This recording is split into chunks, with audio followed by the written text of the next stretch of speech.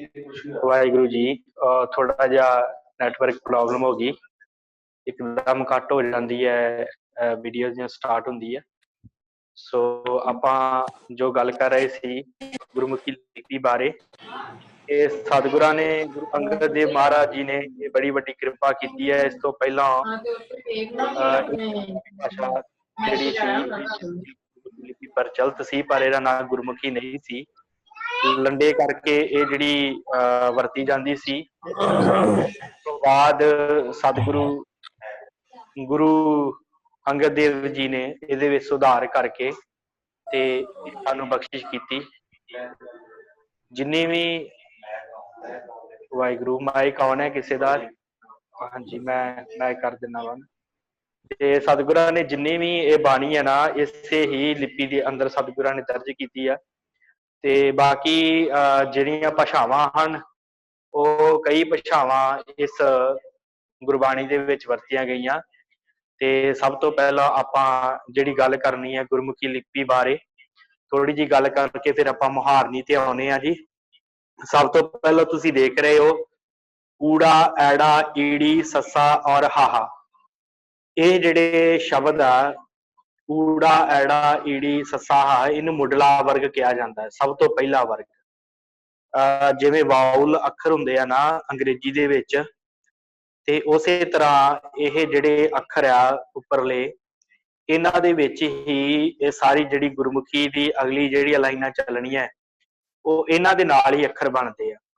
जिवें ऊड़े तो औंकड़ बन जाता है, ऊड़े तो दलैंकड़ बन जाता है, ऐडे तो लाम बन जाती है, ऐडे तो दलाम बन जाती है, ईड़ी तो सिहारी बन जाती है, ईड़ी तो बिहारी बन जाती है। सो इस तरह ये जिहड़े अखर चलते हैं। ये सब तो पहला जिहड़ा इहनूं मुढला वर्ग कहा जाता है जी। इहदा उचारण हैगा आ ऊड़ा, ये गुरबाणी के अकॉर्डिंग आयड़ा बोलिया जाता सी, आयड़ा, ते अजकल असीं इहनूं ऐड़ा पढ़दे हां। ते फिर उस तो बाद ईवड़ी शब्द गुरबाणी दे विच वरतिया गया, ते आपां इस नूं हुण ईड़ी शब्द पढ़दे हां। फिर ससा और हाहा। फिर उस तो बाद दूसरा जिहड़ा वर्ग शुरू हुंदा उहनूं कवर्ग कहा जाता है, भाव कक्के वाला वर्ग। इहदे विच कक्का, खक्खा, गग्गा, घग्गा और ngंगा, ये जदों असीं पढ़दे हां ते तुसीं देखना साडा जिहड़ा तालुआ है वो आपस दे विच टकराउंदा है। जिवें कक्का पढ़दे हां ते जीभ अंदर जांदी है ते साडा तालू जिहड़ा आ वो आपस दे विच टकराउंदा है हेठों उपर। तालू दे नाल जीभ जिहड़ी वो लगदी है। कक्का, खक्खा, गग्गा, घग्गा और ngंगा। ngंगा शब्द पढ़ना, ये आपां इस तो बाद भी विचार करनी है। चिच्चा, फिर उस तो बाद चिच्चे वाला वर्ग होंदा है, चवर्ग जिन्हों कहा जाता है। चिच्चा इनू मालवे दे विच चच्चा पढ़िया जाता है जी, क्योंकि भुलेखा ना पै जाए, सारी संगत वख-वख पंजाब दे खित्तियां च जुड़ी आ। मालवे दे विच इनू चच्चा, छच्छा, जज्जा, झज्जा करके पढ़िया जाता है। ते माझे दे विच चिच्चा, छिच्छा, जिज्जा, झिज्जा, ञीञा इदां करके पढ़िया जाता है। ते इहदे विच कोई फर्क नहीं है। ते आप जी जिवें भी तुहानूं लगदा है पढ़ सकदे हो। ते फिर उस तो बाद ये जदों पढ़दे आपां चच्चा, छच्छा, जज्जा, झज्जा, ञञा, इहदे विच जिहड़ी साडी जीभ है वो अगले दंदां तो पिछे जिहड़ी वो छुंदी है, तुसीं पढ़ के देख सकदे हो। फिर उस तो बाद अगला जिहड़ा वर्ग है उहनूं टवर्ग कहा जाता है। टवर्ग मतलब टैंके वाला वर्ग। ते इहनूं जिहड़ा आ टैंका, ठट्ठा, डड्डा, इहदे विच जीभ जिहड़ी पिछे नूं मुड़दी है साडी। ढड्डा, डड्डा, ढड्डा, नाड़ा, जीभ पिछे नूं मुड़ के ते उपर तालू दे नाल लगदी है। फिर उस तो बाद तवर्ग शुरू हुंदा, तत्ते वाला वर्ग। इहदे नाल की है कि साडी जिहड़ी जीभ दा अगला हिस्सा वो साडे दंदां दे नाल वजदा है। इहनूं तवर्ग कहा जाता। तत्ता, थत्था, दद्दा, धद्दा और नन्ना, ये तुसीं पढ़ के देख सकदे हो। सारे शब्दां दे नाल साडी जिहड़ी जीभ है दंदां दे नाल टकराउंदी है। फिर पवर्ग आउंदा है, पप्पे वाला वर्ग, जिहदे विच पप्पा इहदे बुੱਲ जिहड़े वो दोवें टच करदे आपस दे विच। पप्पा, पप्पा, बब्बा, भब्बा, मम्मा जदों असीं पढ़दे हां ਤੇ ਸਾਡੇ ਦੋਵੇਂ ਬੁੱਲ ਆਪਸ ਦੇ ਵਿੱਚ ਜਿਹੜੇ ਆ ਉਹ ਜੁੜਦੇ ਆ। ਫਿਰ ਅੰਤਿਮ ਵਰਗ ਆਉਂਦਾ ਹੈ ਜੀ ਅਖੀਰਲਾ। ਸਭ ਤੋਂ ਪਹਿਲਾਂ ਇੱਕ ਵਰਗ ਸੀ, ਫਿਰ ਉਸ ਤੋਂ ਬਾਅਦ ਅਖੀਰਲਾ ਵਰਗ ਆ। ਇਹਨੂੰ ਯਈਆ, ਰਾਰਾ, ਲੱਲਾ, ਵਾਵਾ ਤੇ ਰਾੜਾ। ਰਾੜਾ ਸ਼ਬਦ ਇਹਨੂੰ ਪੜ੍ਹਿਆ ਜਾਂਦਾ ਹੈ। ਕੁਝ ਕਈ ਵਾਰੀ ਅਸੀਂ ਇਹਨੂੰ ਜਿਹੜਾ ਆ ਰਾੜੇ ਨੂੰ ਰਾੜਾ ਪੜ ਜਾਂਦੇ ਹਾਂ। ਰਾੜਾ ਨਹੀਂ ਸ਼ਬਦ ਪੜ੍ਹਨਾ, ਰਾੜਾ ਪੜ੍ਹਨਾ, ਰਾੜਾ। ਜੀਭ ਨੂੰ ਉੱਪਰ ਆਪਣੇ ਤਾਲੂ ਦੇ ਨਾਲ ਵੀ ਲਾਉਣਾ ਹੈ ਤੇ ਨਾਲ ਇਹਨੂੰ ਦੰਦਾਂ ਦੇ ਵਿੱਚ ਉੱਤੇ ਆ ਕੇ ਵੱਜਣਾ, ਰਾੜਾ, ਰਾੜਾ ਸ਼ਬਦ। ਹੁਣ ਇਹਨਾਂ ਦੇ ਵਿੱਚ 3 ਅੱਖਰ ਜਿਹੜੇ ਉਹ ਆਪ ਜੀ ਨੂੰ ਸਭ ਤੋਂ ਔਖੇ ਲੱਗੇ ਹੋਣਗੇ। ਇੱਕ ngੰਗਾ ਸ਼ਬਦ ਜੋ ਕਵਰਗ ਵਾਲੀ ਲਾਈਨ ਵਿੱਚ ਹੈ, ਤੁਸੀਂ ਵੇਖ ਸਕਦੇ ਹੋ ngੰਗਾ ਸ਼ਬਦ।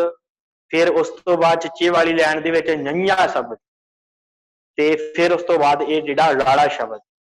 ਇਹਨਾਂ ਨੂੰ ਥੋੜਾ ਜਿਹਾ ਧਿਆਨ ਨਾਲ ਪੜ੍ਹਨ ਦੀ ਲੋੜ ਹੈ। ਸਿੱਖਣ ਦੇ ਨਾਲ ਇਹ ਆ ਜਾਂਦੇ ਆ, ਗੁਰਬਾਣੀ ਦੇ ਵਿੱਚ ਇਹਨਾਂ ਦੀ ਵਰਤੋਂ ਹੋਈ ਹੈ। ਪਰ ਅਜੋਕੀ ਪੰਜਾਬੀ ਦੇ ਵਿੱਚ ञ ਦੀ ਤੇ ngੰਗੇ ਦੀ ਸ਼ਬਦ ਜਿਹੜੀ ਵਰਤੋਂ ਜਿਹੜੀ ਉਹ ਨਹੀਂ ਹੁੰਦੀ। ਪਹਿਲਾਂ ਜੰਝ ਕਹਿੰਦੇ ਹੁੰਦੇ ਸੀ, ਜੰਝ, ਤੇ ਹੁਣ ਜੰਝ ਕਹਿਣ ਲੱਗ ਪਏ ਤੇ ਜੱਜਾ ਹੀ ਵਰਤਣ ਲੱਗ ਗਏ ਆ। ਤੇ ਗੁਰਬਾਣੀ ਦੇ ਵਿੱਚ ਇਹਨਾਂ ਦੀ ਵਰਤੋਂ ਹੋਈ ਹੈ ਤੇ ਇਸ ਕਰਕੇ ਇਹ ਜਿਹੜਾ ਸਾਨੂੰ ਪੜ੍ਹਨ ਦੀ ਜ਼ਰੂਰਤ ਹੈ ਤੇ ਲੋੜ ਵੀ ਹੈ। ਫਿਰ ਉਸ ਤੋਂ ਬਾਅਦ ਨਵੀਨ ਵਰਗ ਆ ਜਾਂਦਾ ਹੈ ਜੀ। ਇਹ ਜਿਹੜਾ ਨਵੀਨ ਵਰਗ ਹੈ ਇਹਦੇ ਵਿੱਚ ਤੁਸੀਂ ਦੇਖ ਸਕਦੇ ਹੋ 2 4 6 ਸ਼ਬਦ ਨੇ।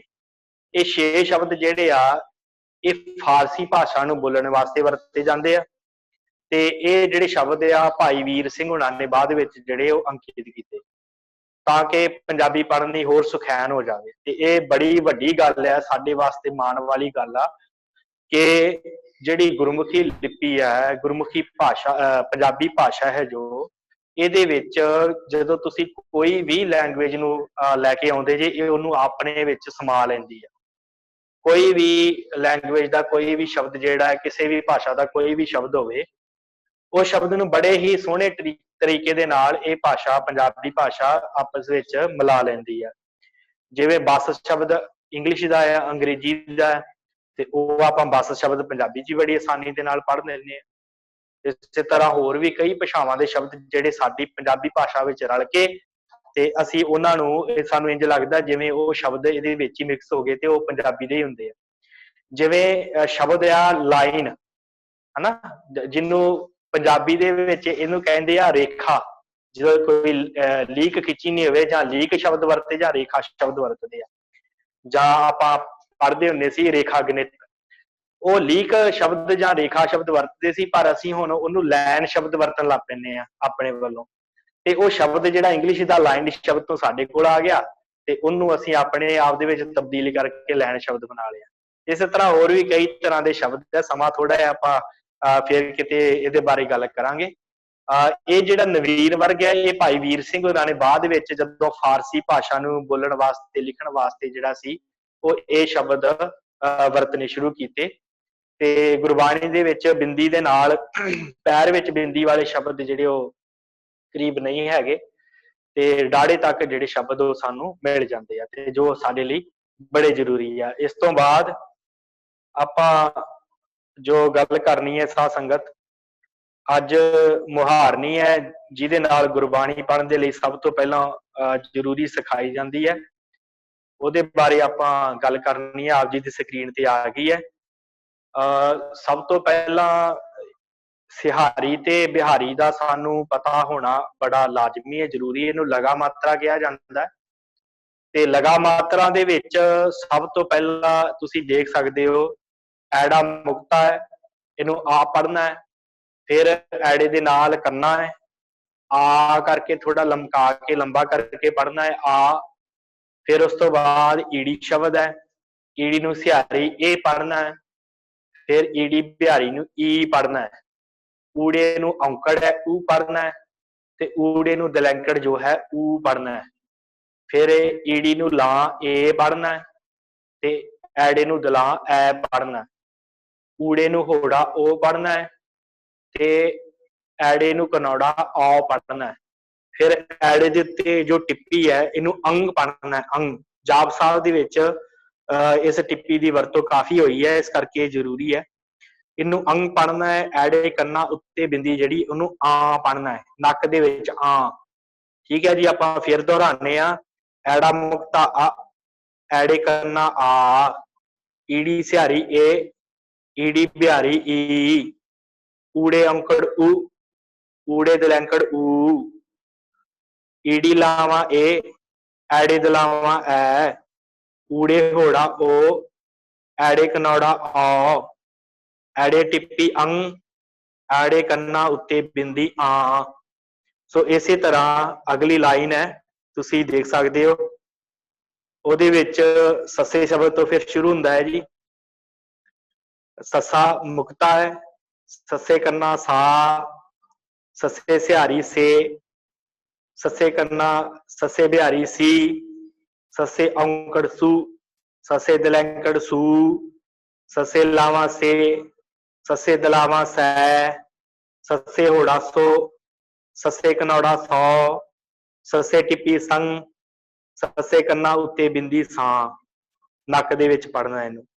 ਫਿਰ ਉਸ ਤੋਂ ਬਾਅਦ ਹਾਹਾ, ਹਾਹਾ ਮੁਕਤਾ ਹਾ, ਹਾਹੇ ਕੰਨਾ ਹਾ, ਹਾਹੇ ਸਿਹਾਰੀ ਹੈ, ਹਾਹੇ ਬਿਹਾਰੀ ਹੀ, ਹਾਹੇ ਔਂਕੜ ਹੂ, ਹਾਹੇ ਦਲੈਂਕੜ ਹੂ, ਹਾਹੇ ਲਾਵਾਂ ਹੈ, ਹਾਹੇ ਦਲਾਵਾਂ ਹੈ, ਹਾਹੇ ਹੋੜਾ ਹੋ, ਹਾਹੇ ਕਨੌੜਾ ਹੋ, ਹਾਹੇ ਟਿੱਪੀ ਹੰਗ, ਹਾਹੇ ਕੰਨਾਂ ਉੱਤੇ ਬਿੰਦੀ ਹਾਂ।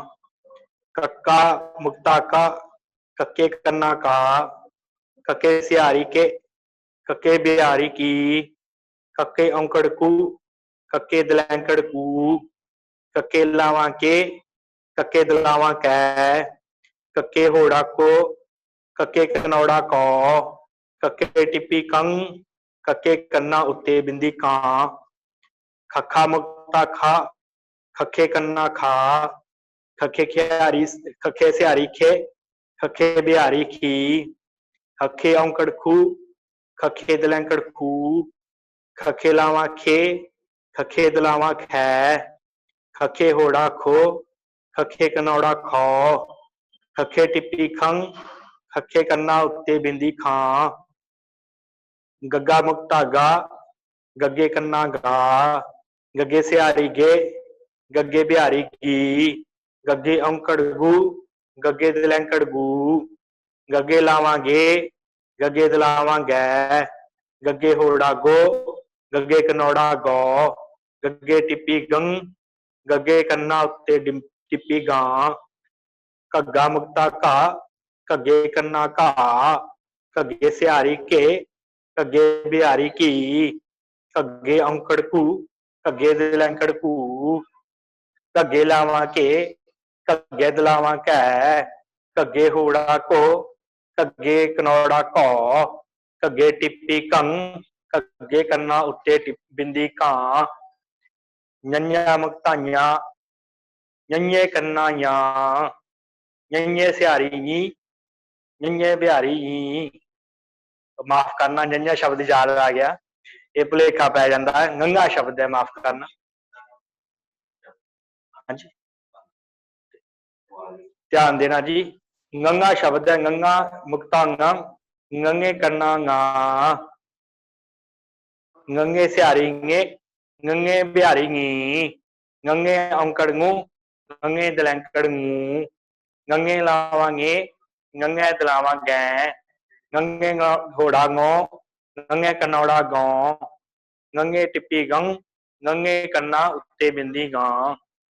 ਸੋ ਇਹ ngੰਗੇ ਤੱਕ ਜਿਹੜੀ ਹੈ ਆਪਾਂ ਮੁਹਾਰਨੀ ਸਾਧ ਸੰਗਤ ਕੀਤੀ ਹੈ। ਇਹ ਜਿਹੜੀਆਂ ਲਗਾ ਮਾਤਰਾ ਹਨ, ਇਹਨਾਂ ਨੂੰ ਤੁਸੀਂ ਧਿਆਨ ਨਾਲ ਦੇਖ ਲੈਣਾ। ਇਸੇ ਤਰ੍ਹਾਂ ਹੀ ਇਹ ਗੁਰਬਾਣੀ ਦੇ ਵਿੱਚ ਆਉਂਦੀਆਂ ਤੇ ਇਹਨਾਂ ਨੂੰ ਸੇਮ ਇਸੇ ਤਰ੍ਹਾਂ ਹੀ ਪੜ੍ਹਨਾ ਹੈ। ਤੇ ਕਿਉਂਕਿ ਜਦੋਂ ਆਪਾਂ ਗੁਰਬਾਣੀ ਸ਼ੁਰੂ ਕੀਤੀ ਤੇ ਇਹਨਾਂ ਲਗਾ ਮਾਤਰਾ ਦੀ ਬੜੀ ਜ਼ਰੂਰਤ ਪੈਣੀ ਹੈ, ਕਿਉਂਕਿ ਅਸੀਂ ਕੀ ਕਰਦੇ ਆ ਕਿ ਆਪਣੀ ਸਹੂਲਤ ਵਾਸਤੇ ਕਈਆਂ ਨੂੰ ਜਿਨ੍ਹਾਂ ਨੂੰ ਗੁਰਮੁਖੀ ਨਹੀਂ ਆਉਂਦੀ ਤੇ ਉਹ ਆਪਣੀ ਸਹੂਲਤ ਵਾਸਤੇ ਕੀ ਕਰਦੇ ਆ ਕਿ ਹਿੰਦੀ ਦੇ ਗੁਟਕੇ ਤੇ ਜਾਂ ਹਿੰਦੀ ਦੀਆਂ ਪੋਥੀਆਂ ਲੈ ਕੇ ਉਹਨਾਂ ਤੋਂ ਗੁਰਬਾਣੀ ਪੜ੍ਹਨੀ ਸ਼ੁਰੂ ਕਰ ਦਿੰਦੇ ਆ। ਤੇ ਉਹਦੇ ਨਾਲ ਕੀ ਹੁੰਦਾ ਹੈ ਕਿ ਅਸੀਂ ਹੋਰ ਗੁਰਬਾਣੀ ਨੂੰ ਗਲਤ ਪੜ੍ਹਨੀ ਸ਼ੁਰੂ ਕਰ ਦਿੰਦੇ ਹਾਂ। ਜਿਵੇਂ ਹਰ ਸ਼ਬਦ ਹੈ ਗੁਰਬਾਣੀ ਵਿੱਚ, ਹਾਹਾ ਰਾਰੇ ਨੂੰ ਸਿਹਾਰੀ ਹਰ, ਤੇ ਉਹ ਹਿੰਦੀ ਦੇ ਵਿੱਚ ਜਦੋਂ ਪੜਾਂਗੇ ਹਾਹਾ ਰਾਰੇ ਨੂੰ ਸਿਹਾਰੀ, ਉਹ ਹਰੀ ਬਣ ਜਾਏਗਾ। ਉਹ ਹਰੀ ਪੜ੍ਹਦੇ ਆ ਰਾਰੇ ਨੂੰ ਸਿਹਾਰੀ ਲਾ ਕੇ। ਇਸ ਕਰਕੇ ਜੇ ਅਸੀਂ ਗੁਰਬਾਣੀ ਨੂੰ ਸ਼ੁੱਧ ਪੜ੍ਹਨਾ ਆ, ਉਹਦੇ ਵਾਸਤੇ ਸਾਨੂੰ ਇਹ ਗੁਰਮੁਖੀ ਲਿਪੀ ਤੇ ਇਹ ਜਿਹੜੀ ਮੁਹਾਰਨੀ ਹੈ ਉਹ ਆਉਣੀ ਬੜੀ ਜ਼ਰੂਰੀ ਹੈ। ਸੋ ਅੱਜ ਆਪਾਂ ਇੱਥੋਂ ਤੱਕ ਹੀ ਕਰਨਾ ਹੈ। ਇਸ ਤੋਂ ਬਾਅਦ ਹੁਣ ਕੁਝ ਕੁ ਜਿਹੜੀਆਂ ਗੱਲਾਂ ਉਹ ਆਪ ਜੀ ਨਾਲ ਸਾਂਝੀਆਂ ਕਰਾਂਗੇ। ਆ ਸਾਹਮਣੇ ਆਪ ਜੀ ਨੂੰ ਬੋਰਡ ਦਿਖ ਰਿਹਾ ਹੋਏਗਾ ਜੀ। ਵਾਹਿਗੁਰੂ। ਹਾਂਜੀ,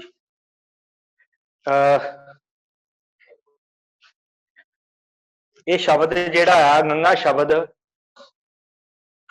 ਆਪ ਜੀ ਨੂੰ ਦੇਖ ਮੈਂ ਵੱਡਾ ਕਰਕੇ ਲਿਖ ਦਿੰਦਾ।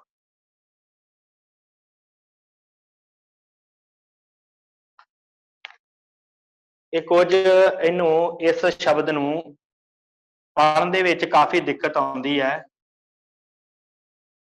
ਇਸ ਕਰਕੇ ਆਪਾਂ ਇਹਨੂੰ ਲਿਖ ਲੈਂਦੇ ਹਾਂ। ਦਿਖ ਰਿਹਾ? ਹਾਂਜੀ ਆਪ ਜੀ ਨੂੰ ਦਿਖ ਰਿਹਾ ਜੀ। ਥੋੜਾ ਜਿਹਾ ਹੋਰ ਨੇੜੇ ਕਰ ਲੈਂਦੇ ਹਾਂ। ਗੰਗਾ ਸ਼ਬਦ ਹੋਰ ਮੋਟਾ ਲਿਖ ਦਈਏ। ਹੋਰ ਨੇੜੇ ਕਰੋ ਕੈਮਰਾ, ਹੋਰ ਨੇੜੇ ਕਰੋ ਮਾੜਾ ਜਿਹਾ।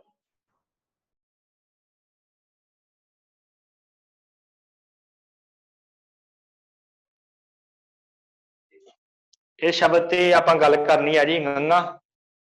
ਇਹ ਸ਼ਬਦ ਨੂੰ ਕਈ ਅੰਗਾ ਪੜ੍ਹ ਦਿੰਦੇ ਆ, ਅੰਗਾ ਐੜੇ ਨਾਲ, ਤੇ ਇਹਨੂੰ ਆਪਾਂ ਐੜੇ ਦੇ ਨਾਲ ਨਹੀਂ ਪੜ੍ਹਨਾ। ਅੰਗਾ ਸ਼ਬਦ ਨਹੀਂ ਪੜ੍ਹਨਾ, ਇਹ ਅੰਗਾ ਸ਼ਬਦ ਨਹੀਂ ਹੈ। ਫਿਰ ਕਈ ਇਹਨੂੰ ਨੰਨਾ ਪੜ੍ਹ ਦਿੰਦੇ ਆ, ਇਹ ਵੀ ਨੰਨਾ ਸ਼ਬਦ ਨਹੀਂ ਹੈ। ਫਿਰ ਕਈ ਇਹਨੂੰ ਨਇਆ ਨਈਆ ਪੜ੍ਹਦੇ, ਨਈਆ।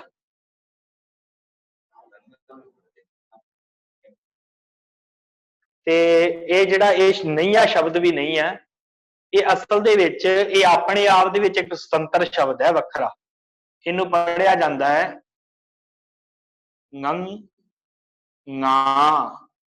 ਨੱਕ ਦੇ ਵਿੱਚ ਨੰ ਗਾ, ਨੱਕ ਦੇ ਵਿੱਚੋਂ ਆਵਾਜ਼ ਆਉਣੀ ਚਾਹੀਦੀ ਹੈ ਨੰ, ਤੇ ਜਿਹੜੀ ਜੀਭ ਸਾਡੀ ਹੈ ਉਹ ਸਾਡੇ ਤਾਲੂ ਦੇ ਨਾਲ ਲੱਗੇ ਤੇ ਹਵਾ ਨੱਕ ਦੇ ਰਾਹੀਂ ਬਾਹਰ ਨਾ ਜਾਵੇ। ਨੰ ਗਾ। ਸਾਰਿਆਂ ਨੂੰ ਇੱਕ ਵਾਰੀ ਪ੍ਰੈਕਟਿਸ ਤੁਹਾਨੂੰ ਕਰ ਲੈਣੀ ਚਾਹੀਦੀ ਹੈ ਨੰ ਗਾ ਸ਼ਬਦ। ਠੀਕ ਹੈ ਜੀ। ਇਹ ਸ਼ਬਦ ਜਿਹੜਾ ਆ ਕਾਫੀ ਕਿਉਂਕਿ ਅੱਜ ਕੱਲ ਟੀਚਰਾਂ ਨੂੰ ਵੀ ਨਹੀਂ ਇਹ ਸ਼ਬਦ ਪੜ੍ਹਾਉਣਾ ਆਉਂਦਾ, ਇਸ ਕਰਕੇ ਉਹ ਕਹਿੰਦੇ ਜੀ ਇਹਦੀ ਲੋੜ ਹੀ ਕੀ, ਆਪਾਂ ਇਹਨੂੰ ਛੱਡ ਹੀ ਦਿੰਦੇ ਆ। ਤੇ ਕਾਫੀ ਪੰਜਾਬੀ ਦੀਆਂ ਕਿਤਾਬਾਂ ਵਿੱਚੋਂ ਇਹ ਸ਼ਬਦ ਗਾਇਬ ਹੋ ਗਿਆ ਹੈ। ਪਰ ਇਹ ਸਾਡੀ ਵਿਰਾਸਤ ਹੈ, ਗੁਰਬਾਣੀ ਦੇ ਵਿੱਚ ਸ਼ਬਦ ਹੈ, ਇਸ ਕਰਕੇ ਸਾਨੂੰ ਇਹ ਪੜ੍ਹਨਾ ਚਾਹੀਦਾ ਤੇ ਬੜਾ ਜ਼ਰੂਰੀ ਹੈ। ਇਸ ਕਰਕੇ ਇਹ ਸ਼ਬਦ ਨੂੰ ਅਸੀਂ ਪੜ੍ਹਾਂਗੇ ਗੰਗਾ। ਇਹ ਆਪਣੇ ਆਪ ਦੇ ਇੱਕ ਸੁਤੰਤਰ ਸ਼ਬਦ ਹੈ, ਭਾਵੇਂ ਕਿ ਇਹ ਜਿਹੜਾ ਸ਼ਬਦ ਹੈ ਕਿਸੇ ਅੱਖਰ ਦੇ ਅਗਲੇ ਪਾਸੇ ਨਹੀਂ ਆਉਂਦਾ, ਇਹ ਹਰ ਸ਼ਬਦ ਦੇ ਪਿਛਲੇ ਪਾਸੇ ਹੀ ਆਉਂਦਾ ਹੈ ਜਦੋਂ ਵਰਤਣਾ ਹੋਵੇ। ਤੇ ਪਰ ਇਹਦੀ ਆਵਾਜ਼ ਜਿਹੜੀ ਉਹ ਕਲੀਅਰ ਹੋਣੀ ਚਾਹੀਦੀ ਹੈ। ਤੇ ਗੁਰਬਾਣੀ ਦੇ ਵਿੱਚ ਜਿਹੜਾ ਆ ਉਹਦੇ ਵਿੱਚ ਇਹ ਵਰਤਿਆ ਗਿਆ ਹੈ ਸ਼ਬਦ ਗੰਗਾ ਸ਼ਬਦ 52 ਅੱਖਰੀ ਦੇ ਅੰਦਰ। ਗੰਗਾ ਗਿਆਨ ਨਹੀਂ ਮੁਖ ਬਾਤੋਂ, ਗੰਗਾ ਗਿਆਨ ਨਹੀਂ ਮੁਖ ਬਾਤੋਂ 52 ਅੱਖਰੀ, ਉਹਦੇ ਵਿੱਚ ਇਹ ਸ਼ਬਦ ਜਿਹੜਾ ਵਰਤਿਆ ਗਿਆ ਹੈ। ਤੇ ਇਸ ਕਰਕੇ ਇਹਨੂੰ ਅਸੀਂ ਪੜਾਂਗੇ ਗੰਗਾ। ਠੀਕ ਹੈ ਜੀ।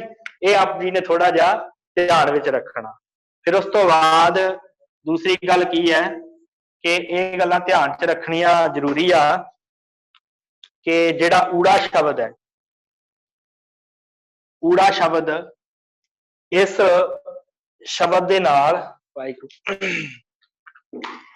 ਇਸ ਸ਼ਬਦ ਦੇ ਨਾਲ ਕਦੀ ਵੀ ਕਨੌੜਾ ਨਹੀਂ ਲੱਗਦਾ, ਨਾ ਇਸ ਸ਼ਬਦ ਦੇ ਨਾਲ ਕਦੀ ਵੀ ਲਾ ਲੱਗਦੀ ਹੈ ਤੇ ਨਾ ਹੀ ਇਹਦੇ ਨਾਲ ਕਦੀ ਦਲਾ ਲੱਗਦੀ ਹੈ। ਠੀਕ ਹੈ ਜੀ। ਹਾਂ, ਊੜੇ ਦੇ ਨਾਲ ਹੋੜਾ ਲੱਗਦਾ ਹੈ ਮੂੰਹ ਖੋਲ ਕੇ, ਜਿਵੇਂ ਇੱਕ ਓੰਕਾਰ ਪੜ੍ਹਦੇ ਹਾਂ ਆਪਾਂ, ਹੋੜਾ ਸ਼ਬਦ ਲੱਗਦਾ ਹੈ, ਪਰ ਇਹਦੇ ਨਾਲ ਕਨੌੜਾ ਲਾਂ ਤੇ ਦੁਲਾਂ ਜਿਹੜੀ ਆ ਉਹ ਨਹੀਂ ਲੱਗਦੀ। ਠੀਕ ਹੈ ਜੀ। ਹਾਂ, ਔਂਕੜ ਇਹਦੇ ਨਾਲ ਲੱਗਦਾ ਹੈ, ਦਲੌਂਕੜ ਵੀ ਇਹਦੇ ਨਾਲ ਲੱਗਦਾ ਹੈ, ਕਿਉਂਕਿ ਇਹ ਊੜਾ ਆਵਾਜ਼ ਹੀ ਇਹਨਾਂ ਨੂੰ ਦੇ ਰਿਹਾ।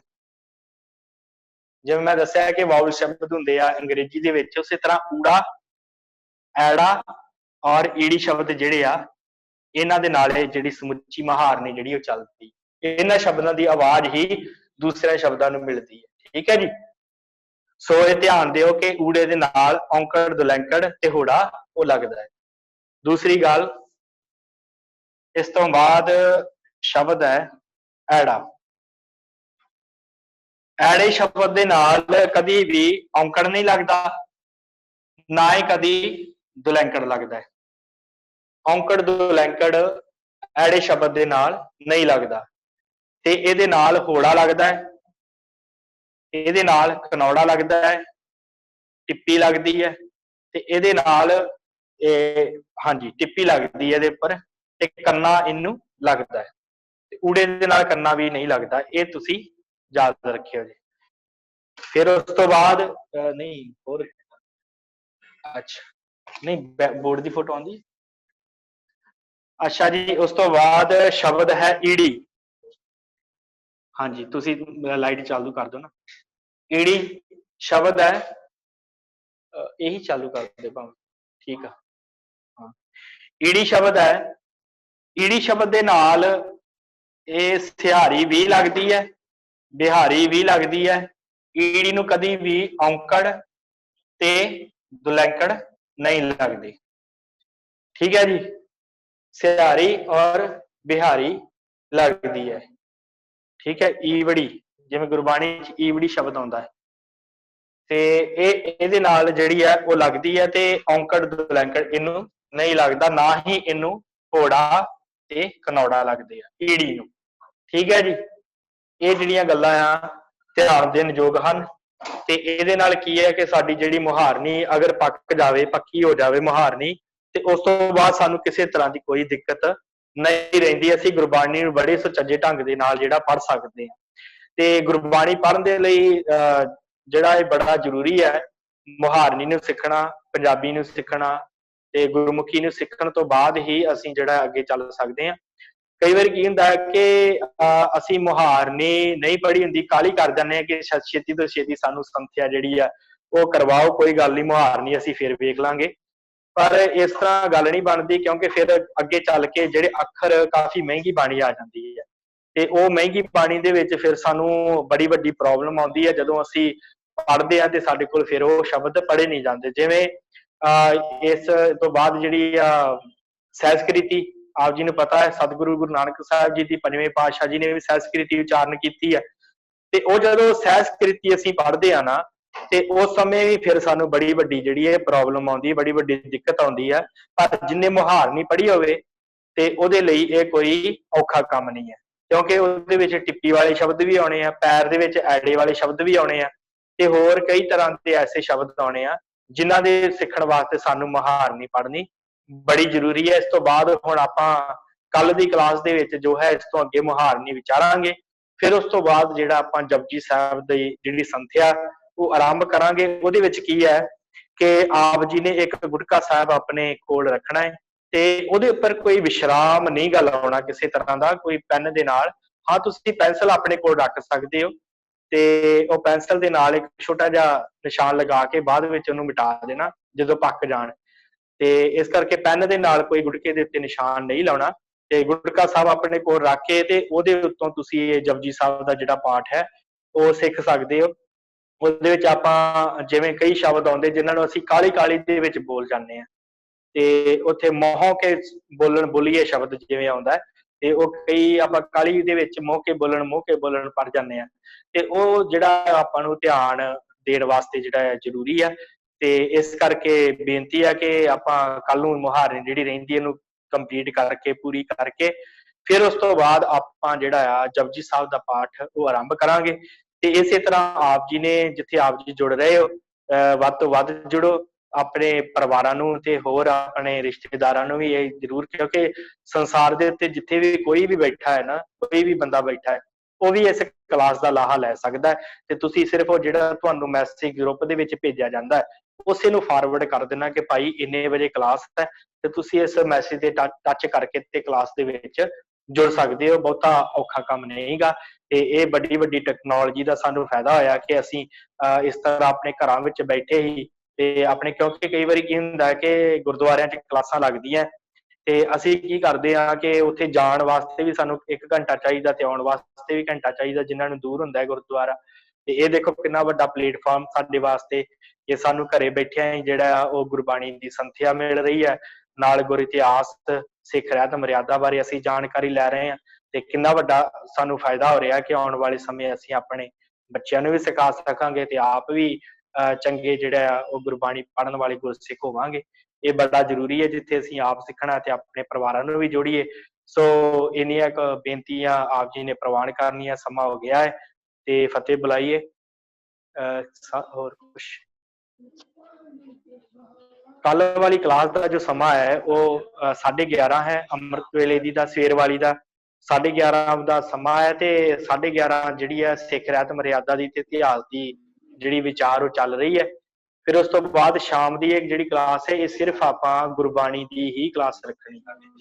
ਇਹ 6:30 ਦੀ ਕਲਾਸ ਜਿਹੜੀ ਉਹ ਪੱਕੀ ਕਲਾਸ ਹੈ, ਤੇ ਉਹ ਜਿਹੜੀ ਆਪਾਂ 11:30 ਦੀ ਕਲਾਸ ਪੱਕੀ ਕਰ ਦਿੱਤੀ ਹੈ। ਤੇ ਆਪ ਜੀ ਨੇ ਇਹ ਜ਼ਰੂਰ ਧਿਆਨ ਰੱਖਣਾ, ਆਪ ਵੀ ਜੁੜਨਾ ਤੇ ਆਪਣੇ ਪਰਿਵਾਰਾਂ ਨੂੰ, ਆਪਣੇ ਰਿਸ਼ਤੇਦਾਰਾਂ ਨੂੰ ਵੀ ਇਸ ਕਲਾਸ ਦੇ ਵਿੱਚ ਜੋੜਨ ਦੀ ਕਿਰਪਾਲਤਾ ਕਰਨੀ। ਸੋ ਇੰਨੀਆਂ ਕੁ ਬੇਨਤੀਆਂ ਪ੍ਰਵਾਨ। ਹਾਂਜੀ ਹਰਪ੍ਰੀਤ ਵੀਰ ਜੀ, ਕੁਛ ਕਹਿਣਾ ਹੈ ਤੁਸੀਂ? ਬਸ ਜੀ ਬਸ ਠੀਕ ਹੈ ਮਹਾਰਾਜ, ਬਹੁਤ ਵਧੀਆ। ਫਤਿਹ ਬੁਲਾਓ। ਠੀਕ ਹੈ ਜੀ, ਧੰਨਵਾਦ। ਠੀਕ ਹੈ ਜੀ, ਵਾਹਿਗੁਰੂ ਜੀ ਕਾ ਖਾਲਸਾ, ਵਾਹਿਗੁਰੂ ਜੀ ਵਾਹਿਗੁਰੂ ਜੀ ਕੀ ਫਤਿਹ।